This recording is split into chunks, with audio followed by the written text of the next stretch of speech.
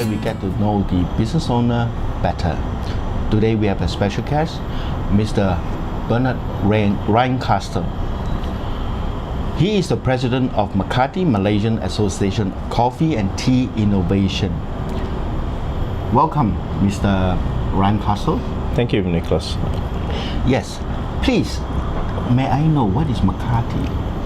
Macati stands for Malaysian Association of Coffee and Tea Innovation. The Coffee and Tea Innovation as an association is basically an association that is set up to create a level playing field for people in the industry to gain knowledge, to educate themselves in coffee and tea products, commodities, and any other businesses that coffee and tea entails. When you say the industry, is it just coffee and tea, or with restaurant or hotel? It covers anybody that has any dwellings or any dealings with coffee and tea. If you're a person who consumes Chinese tea, normal tea, coffee, if you're a spa identity that creates products with coffee and tea in your products, if you're a health organization that produces anything that has coffee and tea in it as a health benefit to the system in your body, and coffee and tea as a beverage, not only as a beverage but as a culinary component of coffee and tea. Coffee and tea uses an extract in desserts, in cocktails, mocktails, and so on and so forth. So the range of what coffee and tea extends itself to is rather vast. Yeah. What about something to do with coffee and tea, like such as milk, sugar? Can they be members of Macati? Yes, they're members of Macati, which are organic sugar producers. There are some that are raw sugar producers. There are honey producers. There are people that are in the industry that have cane sugar, and so on and so forth. So honey and tea have always been a very synonymous product together. The synergies between honey and tea have always been captured from way back, when teas were first consumed. Coffee has been the same thing.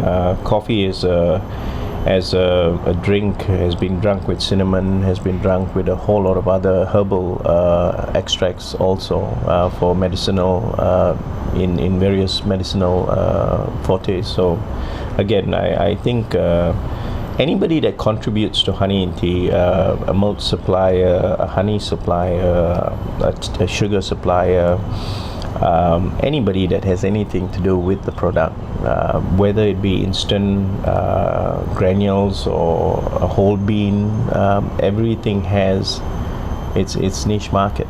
So it's like from the coffee grower until the retailer or the consumer? Yes, that's right.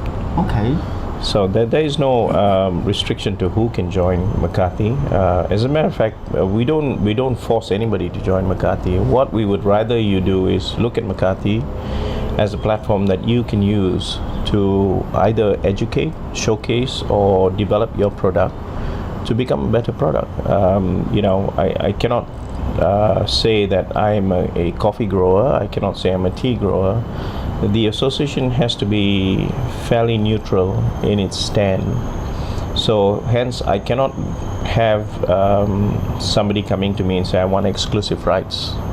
I cannot be an exclusive association to one particular item that is contributing to coffee and tea.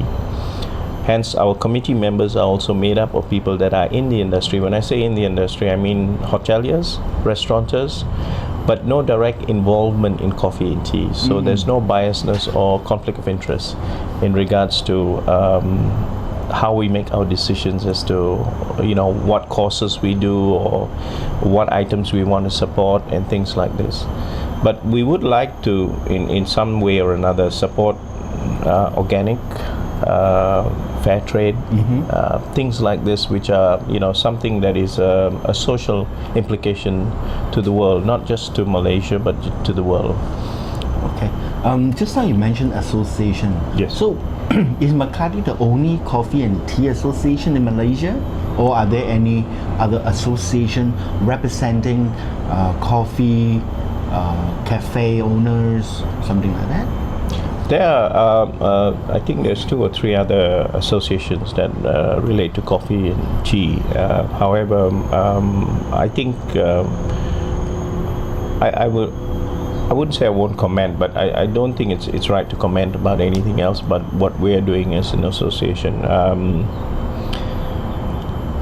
After 37 years being in this industry, I've realized traveling around the world that education in any form or at any platform is a crucial part to running a business.